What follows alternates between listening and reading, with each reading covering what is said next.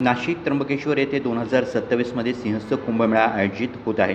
या कुंभमेळ्याच्या बोधचिन्हाचे अनावरण मुंबई येथील सह्याद्री अतिथीगृह येथे मुख्यमंत्री देवेंद्र फडणवीस, उपमुख्यमंत्री एकनाथ शिंदे, उपमुख्यमंत्री सुनेत्रा पवार, मंत्री छगन भुजबळ, गिरीश महाजन, दादा भुसे यांच्या उपस्थितीत संपन्न झाला. कुंभमेळ्याच्या लोगोसाठी कुंभमेळा प्राधिकरणाच्या वतीनं स्पर्धेचं आयोजन करण्यात आलं होतं.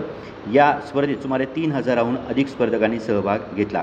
या स्पर्धेमधून 3 उत्कृष्ट स्पर्धकांचा यावेळी मुख्यमंत्री देवेंद्र फडणवीस यांच्या हस्ते सत्कार करण्यात आला. यामध्ये प्रथम क्रमांक पटकावलेल्या पुणे येथील सुमित काटे यांना 3 लाख रुपयाचा धनादेश आणि सन्मान चिन्ह, द्वितीय क्रमांक पटकावलेल्या नोएडा येथील मयांक नायक यांना 2 लाख रुपयाचा धनादेश आणि स्मृतिचिन्ह, तसेच तृतीय क्रमांक पटकावलेल्या पंढरपूर येथील पियुष पिंपळनेरकर यांना 1 लाख रुपयाचा धनादेश आणि सन्मान चिन्ह देऊन त्यांचा सत्कार करण्यात आला. यावेळी साधू महंत उपस्थित होते. दिशा न्यूज ब्युरो, नाशिक.